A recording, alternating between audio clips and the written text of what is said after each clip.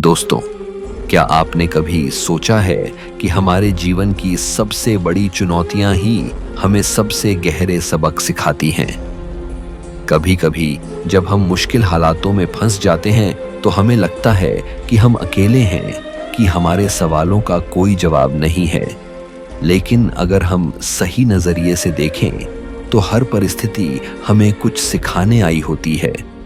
आज मैं आपको एक ऐसी प्रेरणादायक कहानी सुनाने जा रहा हूं जो ना सिर्फ आपके दिल को छू लेगी बल्कि आपके सोचने का नजरिया भी बदल देगी।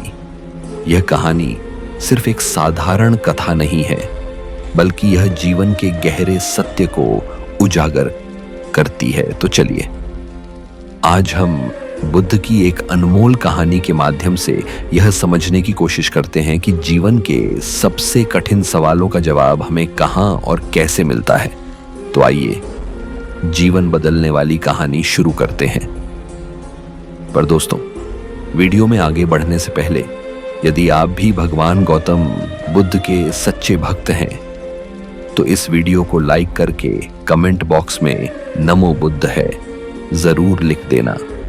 और दोस्तों, यदि आपने अभी तक हमारे को सब्सक्राइब नहीं किया है तो चैनल को भी सब्सक्राइब कर लेना, ताकि आने वाली वीडियो सबसे पहले आपको मिल पाए। तो चलिए आज की प्रेरणादायक बौद्ध कहानी को शुरू करते हैं। दोस्तों, गांव में रहने वाले एक युवक ने अपने जीवन में सफलता प्राप्त करने का दृढ़ संकल्प कर लिया। बड़ी लगन और धैर्य के साथ उसने आश्रम से शिक्षा प्राप्त की। शिक्षा की समाप्ति के बाद उसने नौकरी खोजना प्रारंभ कर दिया, ताकि पारिवारिक जिम्मेदारी का निर्वाह वह बहुत ही अच्छे तरीके से कर सके। इतनी अच्छी शिक्षा प्राप्त करने के बाद भी उसका यह दुर्भाग्य रहा कि उसे कहीं भी काम नहीं मिला। नौकरी की तलाश में वह जगह जगह भटकता रहा, खूब प्रयास किए, किंतु हर स्थान से उसे निराशा ही मिली। अच्छी बात यह थी कि युवक ने मात्र किताबी शिक्षा ग्रहण नहीं की थी, अपितु जीवन में कैसे धैर्य रखा जाए यह भी सीखा था। यही वजह रही कि वह हर परिस्थिति का सामना बड़े ही अच्छे तरीके से कर लेता। लेकिन कब तक यह करता, हर एक संघर्ष की सीमा होती है। दोस्तों, यह बात सत्य है कि जब तक सफलता नहीं मिलती है तब तक आपकी मदद करने कोई नहीं आता है। आप दर दर की ठोक खाते रहेंगे, पर कोई पूछने वाला नहीं रहेगा कि आप कैसे हैं, आप परेशान हैं कि नहीं हैं। यह कोई नहीं आपसे पूछेगा। यह जीवन की सच्चाई है। हाँ, लेकिन जब आप कामयाब बन जाएंगे, जब आपके पास पैसा रहेगा, तो 10 से 20 लोग आपके आगे पीछे घूमते रहेंगे, तो तमाम तरह के लोग आपसे रिश्ता भी रखना चाहेंगे। तब दूर के लोग भी आपसे कहेंगे कि आप उनके बहुत ही करीबी रिश्तेदार हैं। हर कोई आपसे एक झूठा रिश्ता लेकर जोड़ने लगेगा। ध्यान रहे, जो लोग आपके पैसे को, आपकी कामयाबी को देखकर आपसे जोड़ते हैं, वह कभी भी आपके अपने नहीं हो सकते। जो मुसीबत के समय में, जब आप निर्धन हैं, गरीब हैं, लाचार पड़े हुए हैं, उस वक्त कोई अगर आपको सहारा दे, उस वक्त कोई अगर आपके साथ खड़ा रहे, तो समझ लीजिए कि वही आपका सच्चा और अपना साथी है। और ऐसे लोग दुनिया में केवल 1% से भी कम होते हैं जो आपकी गरीबी में, जो आपके कठिन वक्त में आपका का साथ दें। लेकिन आप सबसे ज्यादा उन लोगों के लिए परेशान रहते हैं जो कभी आपके अपने हैं ही नहीं। वह युवक हार थक के परेशान होकर के एक रास्ते से गुजर रहा था। रास्ते में उसी से एक आश्रम दिखाई पड़ा। उस आश्रम के बाहर एक महात्मा अपने शिष्यों को ज्ञान का उपदेश दे रहे थे। वे सभी शिष्य उन बौद्ध महात्मा के उपदेशों को बड़े ही ध्यान और शांतिपूर्वक सुन रहे थे। वह युवक वहीं पर रुक गया। उसने सोचा कि ऐसा क्या यहां पर चल रहा है जो कि लोग बहुत ही शांतिपूर्वक उन महात्मा का उपदेश सुन रहे हैं।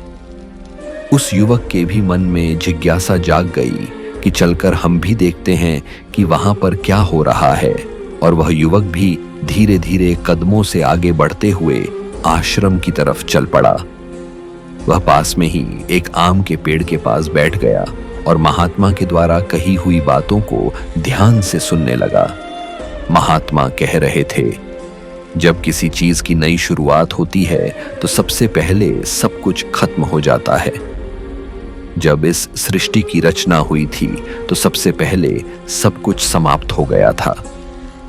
उसके बाद एक नई सृष्टि की रचना हुई, यानी जब इंसान मुसीबत के ऐसे वक्त में पहुंच जाए जब उसे लगे कि अब कुछ नहीं होने वाला है, अब मेरा कुछ नहीं हो सकता है। जीवन में वह बिल्कुल हार सा गया है, टूट जाए, लाचार हो गया हो, कोई उसकी मदद करने वाला नहीं रहे। ऐसे वक्त में अगर वह इंसान किसी से अपनी मदद भी मांगे तो लोग उसकी मदद भी करने से इनकार कर दें। महात्मा आगे कहते हैं कि ऐसे बुरे वक्त में अगर किसी को प्यास लगती है तो कोई आपको पानी देने वाला भी नहीं मिलेगा, क्योंकि बुरे वक्त में कोई भी साथ नहीं देता है। ऐसे वक्त में आप बिल्कुल टूट जाएंगे, आप जिंदगी से हार जाएंगे। लेकिन एक बात हमेशा याद रखिएगा, इसी क्षण यही सोचना है कि अब कुछ हमारी जिंदगी में बड़ा और अच्छा होने वाला है, क्योंकि बब बांधी के बाद ही नई चीज का निर्माण होता है। टूटे फूटे लोहे को गला करके एक नए लोहे का निर्माण किया जाता है, अर्थात जब आप बिल्कुल टूट जाएंगे। मुसीबत के वक्त से गुजर रहे हैं तो यह बात दिमाग में जरूर लाएं कि अब कुछ नया होने वाला है, हमारी जिंदगी में कुछ अच्छा और बड़ा होने वाला है। यही एक उम्मीद आपको जिंदा रखेगी और यह बिल्कुल सत्य बात है। देखना, अगर तुम ऐसे वक्त में हो जहां पर कोई तुम्हारी मदद नहीं कर रहा है, कहीं से मैम की कोई भी उम्मीद नहीं है, तो समझ लेना कि अब कुछ बड़ा और अच्छा होने वाला है, क्योंकि जितना आप टूट सकते थे अब आप टूट गए हैं। इससे ज्यादा आप नहीं टूट सकते। ऊपर वाला आपको जरूर कुछ बड़ा देने वाला है। यही सब बोलकर के गुरुजी अपने उपदेश को विराम देते हैं। बोलते हैं कि शिष्यों, आज के लिए बस इतना ही, अब तुम सब दूसरे दिन इसी समय पर आना, फिर हम आगे की बात करेंगे। सभी शिष्य अपने पने आश्रम में चले जाते हैं। तभी अच्छा समय देख कर के वह युवक उन महात्मा के पास आता है और कहता है कि महात्मा, मैं पीछे से आपका पूरा उपदेश सुन रहा था और मुझे बहुत ही अच्छा लगा। मैं बिल्कुल टूटा हुआ इंसान हूं। मैंने पढ़ाई भी की, हर जगह नौकरी की तलाश में घूम रहा, पर मुझे कहीं भी नौकरी नहीं मिली। मैं दर दर के ठोकरे खा रहा हूं, पर कुछ भी हासिल नहीं कर पाया। लेकिन आपने जो बातें बोली उससे मुझे कुछ काम करने की हिम्मत मिली और आपकी बातें बिल्कुल सही हैं। तब वह महात्मा उस युवक से कहते हैं कि युवक, तुम अपनी समस्या को मुझे बताओ। तब वह युवक कहता है कि हे महात्मा, मैंने आश्रम से शिक्षा प्राप्त की, उसके बाद हम घर पर आ गया और हमारे घर पर पैसों की जरूरत थी, जिसकी वजह से हम बाहर कमाने के लिए निकल पड़े। लेकिन मैं जहां पर भी नौकरी की तलाश में गया, मुझे वहां से नौकरी नहीं मिली, जिस वजह से मैं बहुत ही परेशान है। गुरुवर, कृपया मेरा मार्गदर्शन करें ताकि मैं अपने जीवन में सफलता की नई बुलंदियों को हासिल कर सकूं। फिर वह बौद्ध महात्मा उस युवक से कहते हैं कि आज हम तुम्हें कुछ छोटी छोटी बातें बता रहे हैं, जिन्हें अगर तुम अपनी जिंदगी में अपनाते हो तो तुम्हें सफल होने से कोई नहीं रोक सकता, और हर सफल व्यक्ति यही करता है। मैंने बहुत से लोगों को शिक्षा दी है, लेकिन मेरे जो शिष्य मेरी इन 7 बातों को अपने जीवन में अपना लिए, वह आज अपना नाम इस संसार में कमा रहे हैं। महात्मा उस युवक से कहते हैं कि अगर तुम्हें सफल होना है तो तुम्हें सबसे पहले अपने गुणों को पहचानना है, और यही तुम्हारी सफलता पाने की पहली आदत होनी चाहिए। वह युवक कहता है कि गुरुदेव, अपने अंदर के गुणों को कैसे पहचाने? तब वह महात्मा उस युवक से कहते हैं कि गुणों को पहचानने का मतलब यह है कि अपने अंदर की प्रतिभा को पहचानो। कुछ भी कार्य करने से पहले सबसे पहले तुम अपने अंदर की प्रतिभा को पहचानो। हर एक इंसान में एक अलग प्रतिभा होती है। अगर वह अपनी प्रतिभा के हिसाब से काम करें तो जीवन में उसे सफल होने से कोई होती है। अगर वह अपनी प्रतिभा के हिसाब से काम करें तो जीवन में उसे सफल होने से कोई नहीं रोक सकता। मैं तुम्हें एक उदाहरण के माध्यम से समझाने का प्रयास करता हूं। अगर मैं तुमसे यह पूछूं कि यह आम का पेड़ है जो तुम्हें दिखाई दे रहा है, अगर मैं इस पर सभी जानवरों को चढ़ने के लिए बोलूं कि इस पेड़ पर सबसे पहले कौन चढ़ेगा? चलो मान लेते हैं यहां पर बंदर, भालू, हिरण, हाथी, घोड़ा, गिलहरी सभी लोग आ गए। तो अब तुम मुझे यह बताओ कि इस पेड़ पर सबसे पहले कौन चढ़ेगा? तो वह युवक कहता है कि महात्मा, इस पेड़ पर तो गिलहरी सबसे पहले चढ़ जाएगी, वह झट से ऊपर तक चढ़ जाएगी। इसके बाद बंदर चढ़ जाएगा, लेकिन घोड़ा नहीं चढ़ सकता, हाथी नहीं चढ़ सकता, तमाम जानवर इसमें फेल हो जाएंगे। तब वह बौद्ध महात्मा कहते हैं कि तुमने बिल्कुल सही कहा। यही हाल हम सबकी भी जिंदगी में होता है। हम सबके भी अंदर एक अलग अलग प्रतिभा होती है, लेकिन हम उस प्रतिभा को पहचानने का प्रयास ही नहीं करते हैं। हम सब अपनी प्रतिभा के हिसाब से चलते ही नहीं हैं। हम लोगों के हिसाब से खुद को ढालने का प्रयास करते हैं और हम औरों जैसा बनने लगते हैं। इस दुनिया में जितने भी सफल लोग हुए हैं, अगर तुम उनको ठीक ढंग से पहचानोगे तो तुम पाओगे कि वह अपनी प्रतिभा के हिसाब से काम किए हैं। तभी वे आगे चलकर अपनी जिंदगी में कामयाब हुए हैं। हर कोई इस पेड़ पर नहीं चढ़ सकता। ठीक उसी प्रकार तुम सबसे पहले अपने अंदर के प्रतिभा को पहचानो। तुम यह देखो कि तुम किस चीज में माहिर हो। अगर तुम अपनी प्रतिभा के हिसाब से काम करोगे, उस प्रतिभा को पहचान लोगे, तो तुम जिंदगी में बहुत आगे जाओगे। फिर तुम्हें सफल होने से कोई नहीं रोक सकता है। लगभग % लोग यही करते हैं कि वे दूसरों जैसा बनने का प्रयास करते हैं। किसी ने उन्हें कहा तो वे उसके जैसा ही बनने लगते हैं, जबकि जो 8% लोग होते हैं वही सफल हो पाते हैं, क्योंकि वे अपने प्रतिभा के हिसाब से काम करते हैं। वे अपने अंदर की प्रतिभा को पहचान लेते हैं, फिर वे उसके हिसाब से उस कार्य को करते हैं और अंत में उन्हें सफलता भी मिलती है और वे लोग जिंदगी में बहुत ही आगे जाते हैं। इसलिए कुछ भी नया करने से पहले सबसे पहले तुम अपनी प्रतिभा को पहचानो, फिर उसके हिसाब से काम करो। वह महात्मा उस युवक से कहते हैं कि सफल बनने के लिए दूसरी सबसे बड़ी आदत यह है कि तुम सब सही समय पर उठो। अगर तुम सब सुबह 3 घंटे पहले उठ जाते हो, अगर तुम 4 बजे उठ जाते हो या 5 बजे भी उठ जाते हो, तो तुम्हारे पास बहुत ज्यादा समय बच जाएगा अपने कार्य को करने का और तुम उन तमाम लोगों से आगे निकल जाओगे। जो लोग देर सुबह सोकर उठते हैं, उन्हें आलस्य और बीमारियां घेर लेती हैं। अगर तुम भी देर सुबह उठोगे तो तुम भी उन्हीं के जैसा बन जाओगे। इसीलिए अगर तुम्हें लाखों की भीड़ से आगे आना है तो तुम्हें सुबह जल्दी उठना होगा। जो व्यक्ति सुबह सही समय पर जल्दी उठ जाते हैं, उन्हें पूरे दिन को कार्य करने का ज्यादा समय मिल जाता है।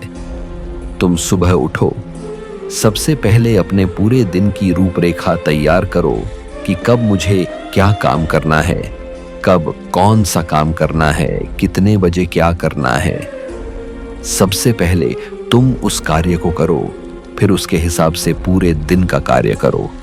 इससे क्या होगा कि तुम्हारे पास समय बच जाएगा और तुम अपने कार्य को बहुत ही अच्छे तरीके से कर पाओगे।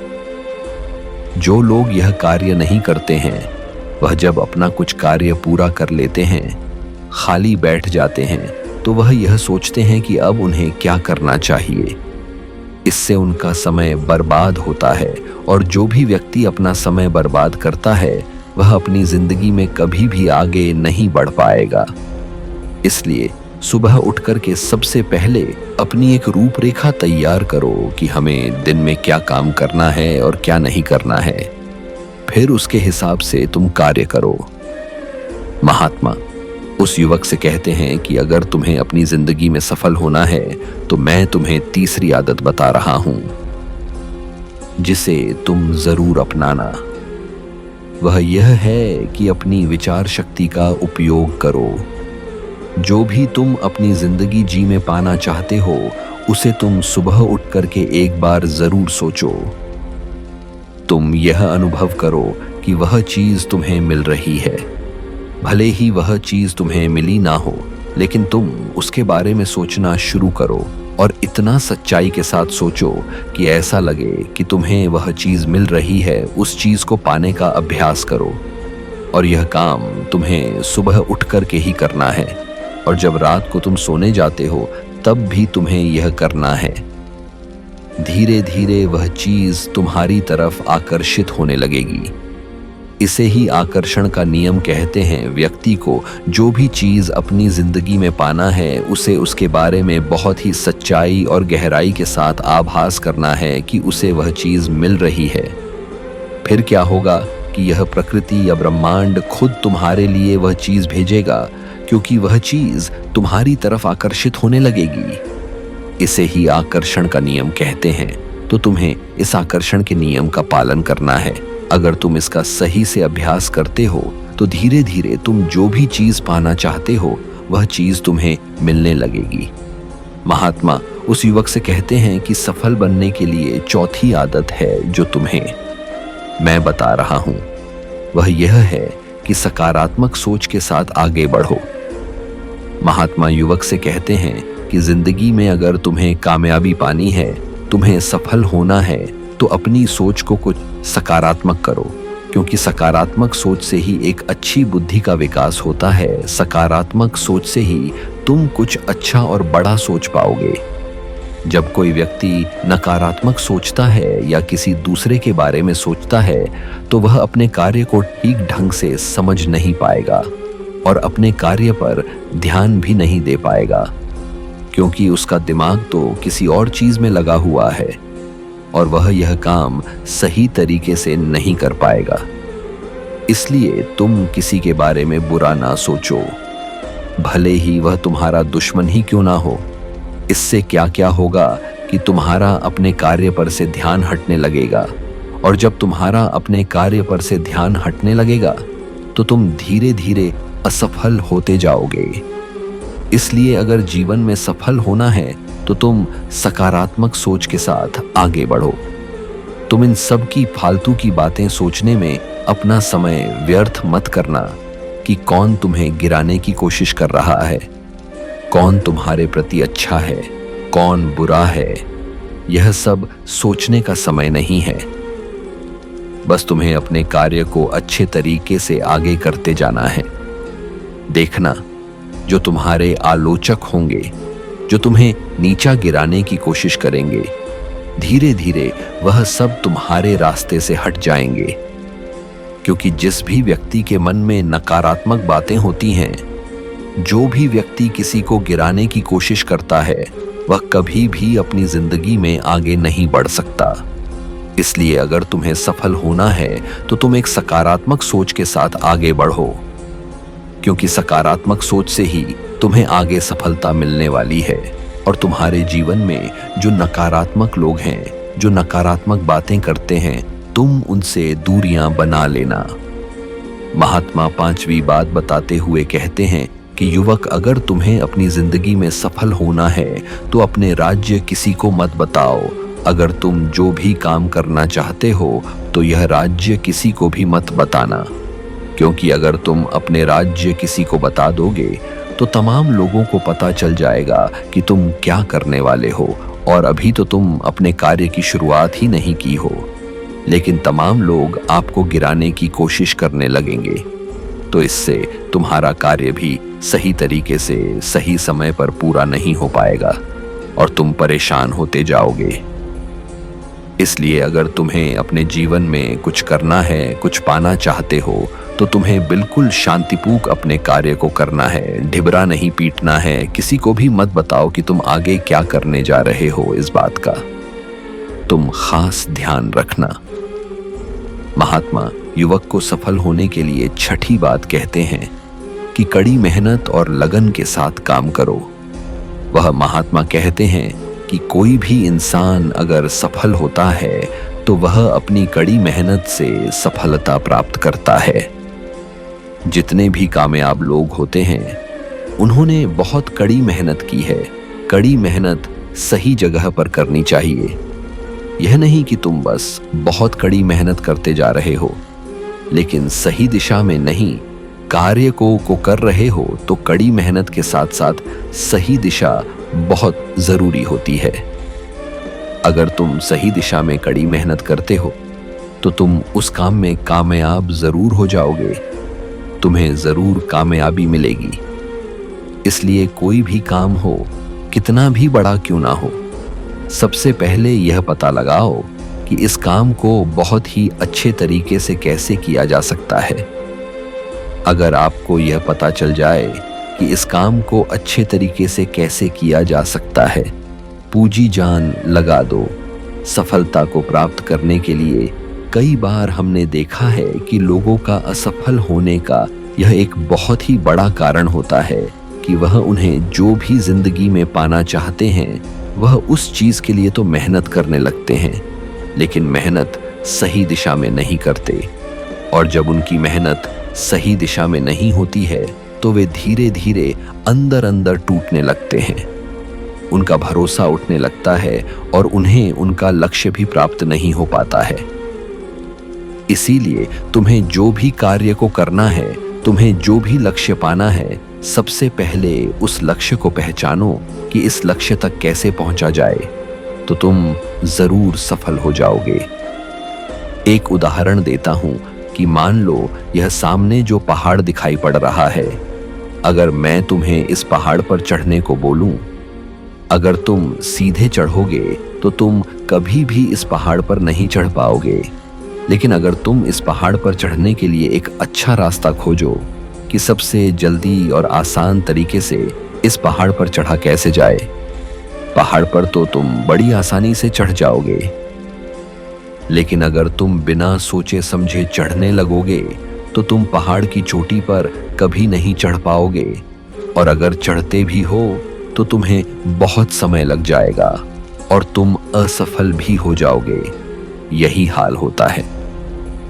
हमारी जिंदगी में हमें जो भी लक्ष्य को प्राप्त करना है, सबसे पहले उस लक्ष्य के बारे में सोचो और तुम ये पता लगाओ कि इस लक्ष्य तक कैसे आसानी से पहुंचा जाए। जब तुम यह पता लगा लोगे तो तुम अपने लक्ष्य को बड़े ही आसानी से पालोगे। इसलिए कठिन परिश्रम के साथ साथ सही दिशा जरूर होनी चाहिए। महात्मा उस युवक को सफलता प्राप्त करने के 7वां और अंतिम सूत्र बताते हुए कहते हैं कि युवक, तुम्हें अपने शरीर का भी बहुत ख्याल रखना है और अपने शरीर के ख्याल के लिए योगाभ्यास और योग की क्रिया करनी है। अगर तुम योग की क्रिया करते हो तो तुम्हारा दिमाग संतुलित रहेगा, और जब तुम्हारा दिमाग संतुलित रहेगा तो ही तुम अपने कार्य पर अच्छे तरीके से ध्यान दे पाओगे। योग की क्रिया करने से तुम्हारे अंदर का आलस्य भी दूर हो जाएगा, क्योंकि आलस्य इंसान का सबसे बड़ा दुश्मन होता है। इसलिए योगाभ्यास करके तुम अपने आलस्य को भी दूर कर दो। ठीक उसी प्रकार जब तुम अपने दिमाग को एक जगह पर केंद्रित कर लोगे, अच्छे मन के साथ कार्य करोगे, तो तुम्हें सफलता जरूर मिलेगी, क्योंकि तुमने अपनी पूरी ऊर्जा एक दिशा में लगा दी है। और जब तुम अपनी पूरी ऊर्जा एक दिशा में लगा दोगे तो उसका परिणाम तुम्हें अच्छा देखने को मिलेगा। इसलिए तुम दिन में ध्यान की क्रिया, योग्य की क्रिया जरूर करो। इससे तुम्हारा दिमाग संतुलित रहेगा, तुम्हारा दिमाग बहुत अच्छे तरीके से काम करेगा, और जब तुम्हारा दिमाग रहेगा, बहुत अच्छे तरीके से काम करेगा, तो ही तुम कुछ नया और अच्छा सोच पाओगे। तभी जाकर तुम्हें सफलता भी मिलेगी। इसलिए मेरी इन बातों को ध्यान रखना। इसलिए युवक, सबसे पहले तुम जाओ, यह पता लगाओ कि तुम किस चीज में माहिर हो, फिर तुम उस हिसाब से कार्य करो और मेरी इन बातों को याद रखना। वह युवक उन महात्मा को प्रणाम करके वापस अपने घर आ जाता है और वह यह सोचने में लग जाता है कि वह किस चीज में माहिर है। पूरे 15 दिन तो यह सोचने में लगा देता है कि वह किस चीज में माहिर है। बाद में उसे पता चलता है कि वह तलवारबाजी की क्रिया में बहुत ही माहिर है। इसलिए वह तलवारबाजी पर बहुत अभ्यास करता है और वह एक कामयाब तलवारबाज बन जाता है। उसकी ख्याति दूर दूर तक फैल जाती है। फिर एक दिन पड़ोसी देश के राजा उसे अपने यहाँ सेना में नौकरी के लिए बुला लेते हैं और वह व्यक्ति अपनी सुरक्षा से उस राजा के प्रस्ताव को स्वीकार भी कर लेता है और उनके यहाँ नौकरी के लिए सेना में भर्ती हो जाता है। राजा उस युवक को बहुत ही मान सम्मान से सम्मानित करते हैं। अब उस युवक का परिवार बहुत ही अच्छे तरीके से अपना गुजारा करने लगा। दोस्तों, सच्ची खुशी बाहरी चीजों में नहीं बल्कि हमारे भीतर संतोष में बसती है। इच्छाएं असीमित होती हैं, लेकिन जब हम जो पास में हैं उसी में संतुष्ट रहना सीख जाते हैं, तभी वास्तविक शांति और आनंद मिलता है। जीवन में संतोष ही सबसे बड़ा धन है। दोस्तों, उम्मीद है कि आपने आज की इस वीडियो से जरूर कुछ ना कुछ सीखा होगा। तो इस वीडियो को लाइक और अपने दोस्तों के साथ शेयर करना ना भूलें। हमें ऐसे ही सपोर्ट करने के लिए चैनल को सब्सक्राइब और घंटी बटन को जरूर दबा दें। तो चलिए मिलते हैं एक और वीडियो में। तब तक के लिए अपना ख्याल रखें। धन्यवाद। लेकिन अगर तुम बिना सोचे समझे चढ़ने लगोगे तो तुम पहाड़ की चोटी पर कभी नहीं चढ़ पाओगे, और अगर चढ़ते भी हो तो तुम्हें बहुत समय लग जाएगा और तुम असफल भी हो जाओगे। यही हाल होता है। हमारी जिंदगी में हमें जो भी लक्ष्य को प्राप्त करना है, सबसे पहले उस लक्ष्य के बारे में सोचो और तुम ये पता लगाओ कि इस लक्ष्य तक कैसे आसानी से पहुंचा जाए। जब तुम यह पता लगा लोगे तो तुम अपने लक्ष्य को बड़े ही आसानी से पालोगे। इसलिए कठिन परिश्रम के साथ साथ सही दिशा जरूर होनी चाहिए। महात्मा उस युवक को सफलता प्राप्त करने के 7वां और अंतिम सूत्र बताते हुए कहते हैं कि युवक, तुम्हें अपने शरीर का भी बहुत ख्याल रखना है और अपने शरीर के ख्याल के लिए योगाभ्यास और योग की क्रिया करनी है। अगर तुम योग की क्रिया करते हो तो तुम्हारा दिमाग संतुलित रहेगा, और जब तुम्हारा दिमाग संतुलित रहेगा तो ही तुम अपने कार्य पर अच्छे तरीके से ध्यान दे पाओगे। योग की क्रिया करने से तुम्हारे अंदर का आलस्य भी दूर हो जाएगा, क्योंकि आलस्य इंसान का सबसे बड़ा दुश्मन होता है। इसलिए योगाभ्यास करके तुम अपने आलस्य को भी दूर कर दो। ठीक उसी प्रकार जब तुम अपने दिमाग को एक जगह पर केंद्रित कर लोगे, अच्छे मन के साथ कार्य करोगे, तो तुम्हें सफलता जरूर मिलेगी, क्योंकि तुमने अपनी पूरी ऊर्जा एक दिशा में लगा दी है। और जब तुम अपनी पूरी ऊर्जा एक दिशा में लगा दोगे तो उसका परिणाम तुम्हें अच्छा देखने को मिलेगा। इसलिए तुम दिन में ध्यान की क्रिया, योग्य की क्रिया जरूर करो। इससे तुम्हारा दिमाग संतुलित रहेगा, तुम्हारा दिमाग बहुत अच्छे तरीके से काम करेगा, और जब तुम्हारा दिमाग रहेगा, बहुत अच्छे तरीके से काम करेगा, तो ही तुम कुछ नया और अच्छा सोच पाओगे। तभी जाकर तुम्हें सफलता भी मिलेगी। इसलिए मेरी इन बातों को ध्यान रखना। इसलिए युवक, सबसे पहले तुम जाओ, यह पता लगाओ कि तुम किस चीज में माहिर हो, फिर तुम उस हिसाब से कार्य करो और मेरी इन बातों को याद रखना। वह युवक उन महात्मा को प्रणाम करके वापस अपने घर आ जाता है और वह यह सोचने में लग जाता है कि वह किस चीज में माहिर है।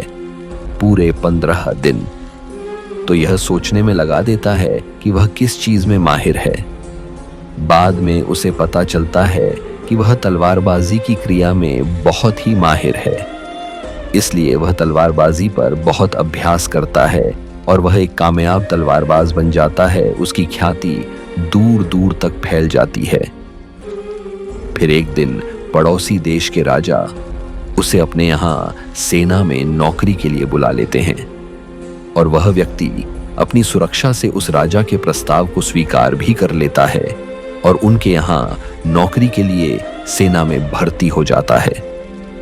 राजा उस युवक को बहुत ही मान सम्मान से सम्मानित करते हैं। अब उस युवक का परिवार बहुत ही अच्छे तरीके से अपना गुजारा करने लगा। दोस्तों, सच्ची खुशी बाहरी चीजों में नहीं बल्कि हमारे भीतर संतोष में बसती है। इच्छाएं असीमित होती हैं, लेकिन जब हम जो पास में हैं उसी में संतुष्ट रहना सीख जाते हैं, तभी वास्तविक शांति और आनंद मिलता है। जीवन में संतोष ही सबसे बड़ा धन है। दोस्तों, उम्मीद है कि आपने आज की इस वीडियो से जरूर कुछ ना कुछ सीखा होगा।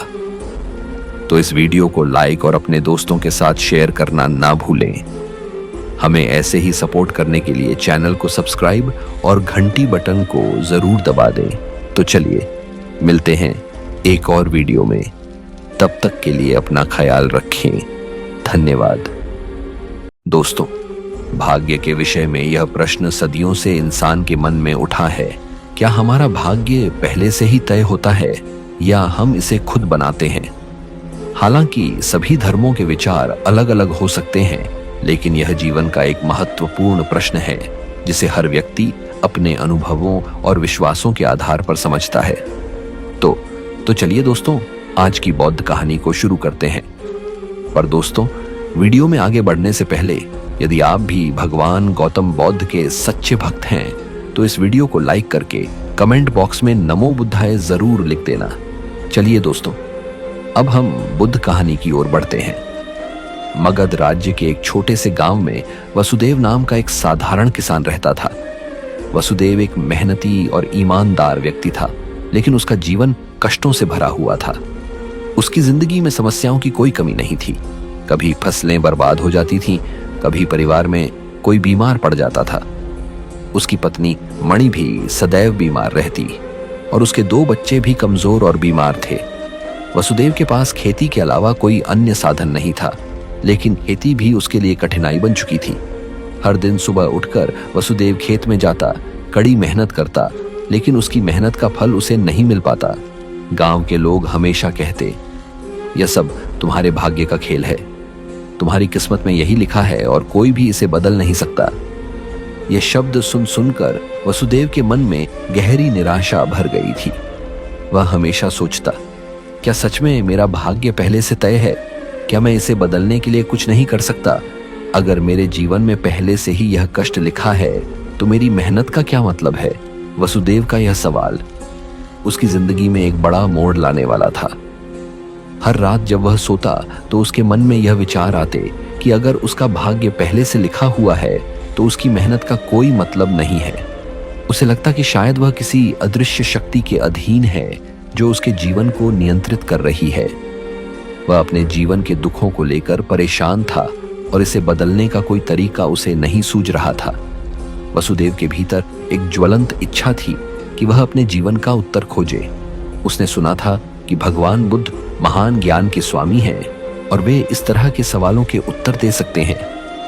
गांव के एक बुजुर्ग ने उसे बताया था कि बुद्ध इन दिनों पास के जंगल में तपस्या कर रहे हैं और लोगों को उनके जीवन के जटिल सवालों का समाधान दे रहे हैं। मणि से कहा, मैं भगवान बुद्ध से मिलना चाहता हूँ। मैं जानना चाहता हूँ कि क्या मेरा भाग्य पहले से तय है या मैं इसे बदल सकता हूँ। मणि ने भी उसे समर्थन दिया, क्योंकि वह जानती थी कि वसुदेव इस सवाल को लेकर अत्यधिक चिंतित था और इसका उत्तर उसे मानसिक शांति प्रदान कर सकता है। अगली सुबह वसुदेव ने यात्रा पर निकलने का निर्णय लिया।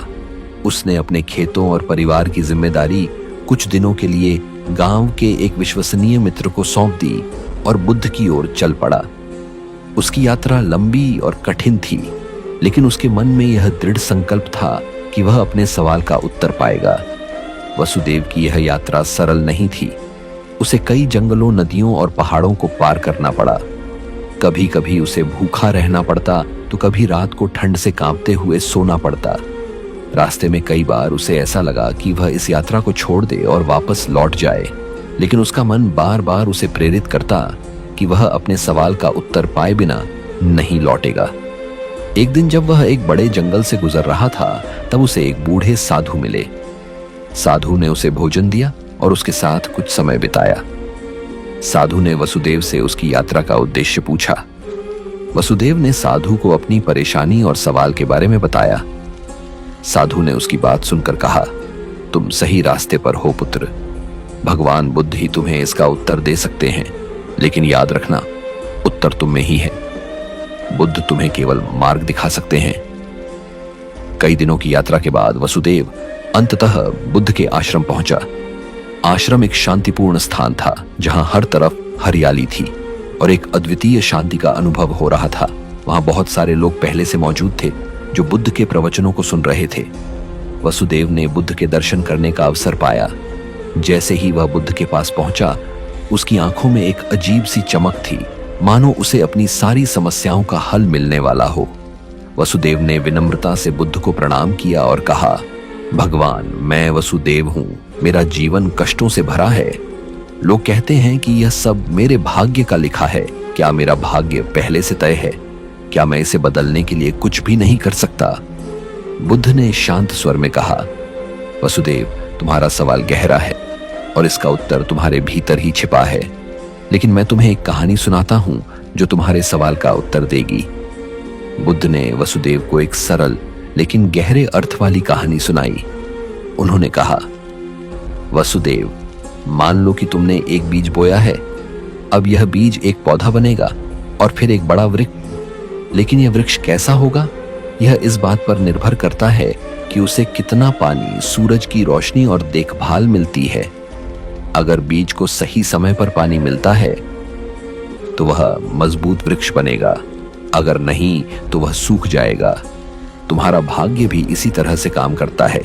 तुम्हारे पूर्व जन्मों के कर्म बीज के समान है और तुम्हारे वर्तमान कर्म उसे पानी और पोषण देने वाले तत्व हैं।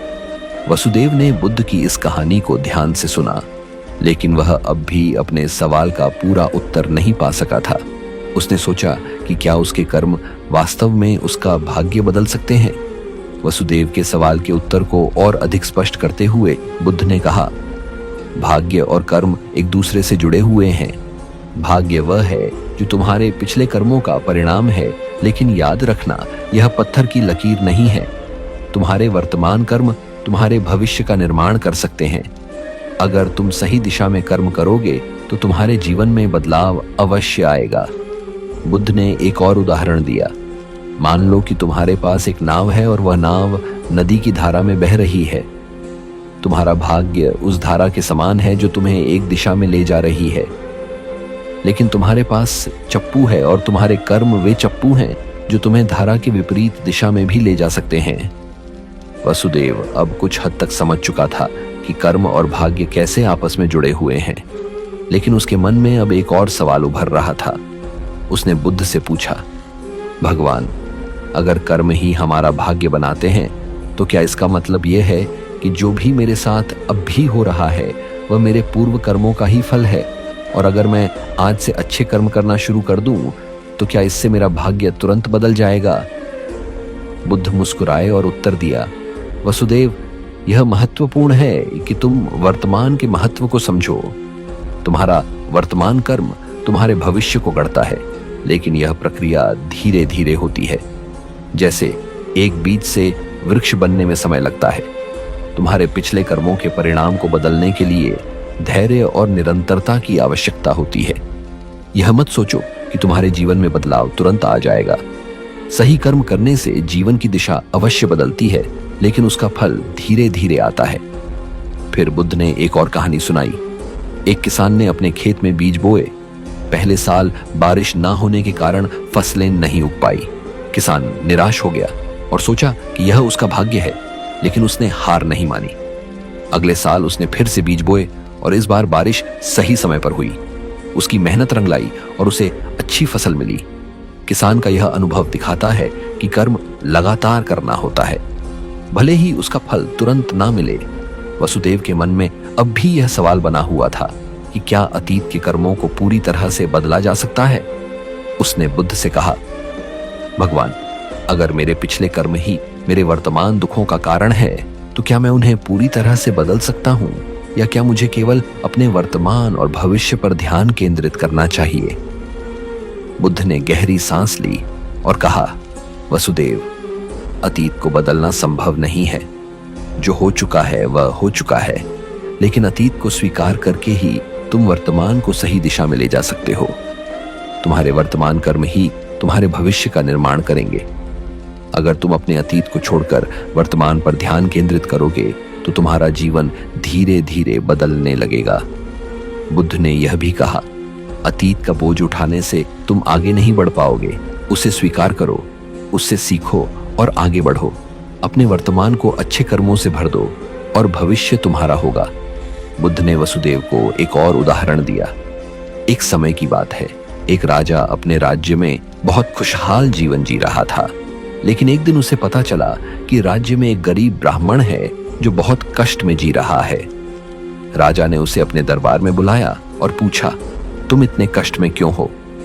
ब्राह्मण ने उत्तर दिया, राजा, यह मेरे भाग्य का खेल है। मैं कितना भी परिश्रम करूं, लेकिन मेरा भाग्य मुझे इस गरीबी से बाहर नहीं निकलने देता। राजा ने हंसकर कहा, तुम्हारा भाग्य तुम्हारे पिछले कर्मों का परिणाम हो सकता है, लेकिन तुम्हारे भविष्य का निर्माण तुम्हारे वर्तमान कर्मों से होगा। अगर तुम आज से सही दिशा में कर्म करोगे तो तुम्हारा भविष्य अवश्य बदल जाएगा। राजा ने ब्राह्मण को कुछ मदद दी और उसे अपने जीवन में अच्छे कर्म करने के लिए प्रेरित किया। धीरे धीरे ब्राह्मण ने मेहनत करनी शुरू की और कुछ सालों के बाद उसका जीवन पूरी तरह बदल गया। वह गरीबी से बाहर आ गया और एक समृद्ध जीवन जीने लगा। बुद्ध की बातों ने वसुदेव के मन में एक नई रोशनी जगा दी। उसने महसूस किया कि भाग्य कोई ऐसी चीज नहीं है जो स्थायी हो और जिसे बदला ना जा सके। यह उसके कर्मों का परिणाम था और अगर वह अपने कर्मों में बदलाव करेगा तो उसका जीवन भी बदल सकता है। वसुदेव अब समझ चुका था कि उसे अपने अतीत के कर्मों को स्वीकार करना होगा और अपने वर्तमान पर ध्यान केंद्रित करना होगा। उसने बुद्ध से कहा, भगवान, मैं अब समझ चुका हूं कि मेरा भाग्य मेरे ही हाथों में है। मैं अपने कर्मों को बदलकर अपने जीवन को एक नई दिशा दे सकता हूं। बुद्ध ने उसे आशीर्वाद दिया और कहा, सही रास्ते पर चलने वाले को कभी निराश नहीं होना चाहिए। जीवन में जो कुछ भी होता है वह हमारे कर्मों का ही परिणाम होता है। अगर हम सही दिशा में कर्म करेंगे तो हमारा भविष्य अवश्य उज्जवल होगा। वसुदेव बुद्ध से विदा लेकर अपने गांव की ओर चल पड़ा। अब उसके मन में एक नई ऊर्जा थी और उसे यह विश्वास हो चुका था कि उसके जीवन में जो भी कष्ट है वे उसके अतीत के कर्मों का फल है, लेकिन वह अपने कर्मों से अपने भविष्य को बदल सकता है। गांव में लौटकर वसुदेव ने अपने जीवन में बदलाव की शुरुआत की। उसने खेती में और भी अधिक मेहनत की, अपने परिवार के प्रति और भी अधिक जिम्मेदारी से पेश आया और अपने व्यवहार में संयम और धैर्य को अपनाया। धीरे धीरे उसके जीवन में सकारात्मक बदलाव आने लगे। उसकी फसलें अब बेहतर हो रही थीं। उसका परिवार स्वस्थ रहने लगा और उसका आर्थिक स्थिति भी सुधरने लगी। वसुदेव के जीवन में धीरे धीरे सब कुछ बदलने लगा। उसकी मेहनत और सही कर्मों का फल उसे मिलना शुरू हो गया। गांव के लोग अब उसकी सफलता की कहानियां सुनाने लगे। वसुदेव ने अपने भाग्य को बदला है। उसने अपने कर्मों से यह साबित कर दिया कि भाग्य पहले से तय नहीं होता। वसुदेव के जीवन का यह बदलाव उसे और भी प्रेरित करता रहा और वह हर दिन अपने जीवन को और बेहतर बनाने में जुटा रहा। उसने यह भी समझा कि जीवन में धैर्य का महत्व कितना बड़ा है। समय के साथ वसुदेव गांव के सबसे सफल व्यक्तियों से एक बन गया। वसुदेव एक दिन फिर से बुद्ध के पास गया और उन्हें धन्यवाद दिया। उसने कहा, भगवान, आपने मुझे सिखाया कि भाग्य और कर्म आपस में जुड़े हुए हैं। आपने मुझे दिखाया कि अगर हम सही दिशा में कर्म करें तो हमारा भविष्य बदल सकता है। मैं अब समझ चुका हूं कि भाग्य कोई स्थायी चीज नहीं है, और हमें अपने कर्मों पर ध्यान देना। चाहे बुद्ध ने मुस्कुराते हुए उत्तर दिया, वसुदेव, तुम्हें अब यह समझ आ गया है कि जीवन का सारा खेल कर्मों का है। भाग्य का लिखा हमारे पिछले कर्मों का परिणाम है, लेकिन हमारे वर्तमान कर्म ही हमारे भविष्य को तय करेंगे। जीवन में कभी निराश मत होना, क्योंकि तुम्हारे कर्म ही तुम्हारे सबसे बड़े साथी हैं। वसुदेव अब पूरी तरह से आत्मनिर्भर और आत्मविश्वासी बन चुका था। उसने यह समझ लिया था कि जीवन में कोई भी चीज स्थायी नहीं होती और हमारे कर्म ही हमें हमारे भविष्य की ओर ले जाते हैं। उसने बुद्ध के सिखाए गए मार्ग को अपने जीवन में उतारा और अपने जीवन में सुख और शांति का अनुभव किया। इस कथा का संदेश यही है कि हमारा भाग्य पहले से तय नहीं होता। हमारे कर्म ही हमारे भविष्य का निर्माण करते हैं, और अगर हम सही दिशा में कर्म करेंगे तो हम अपने जीवन में सुख और समृद्धि प्राप्त कर सकते हैं। जीवन में कभी हार न माने, क्योंकि आपके कर्म ही आपके भाग्य को बदल उतारा और अपने जीवन में सुख और शांति का अनुभव किया। इस कथा का संदेश यही है कि हमारा भाग्य पहले से तय नहीं होता। हमारे कर्म ही हमारे भविष्य का निर्माण करते हैं, और अगर हम सही दिशा में कर्म करेंगे तो हम अपने जीवन में सुख और समृद्धि प्राप्त कर सकते हैं। जीवन में कभी हार ना माने, क्योंकि आपके कर्म ही आपके भाग्य को बदल सकते हैं। दोस्तों, अगर आपको हमारी कहानी अच्छी लगती है तो हमारे चैनल को जरूर सब्सक्राइब कीजिए, ताकि हर एक ऐसी कहानी सबसे पहले आप तक पहुंचे। धन्यवाद।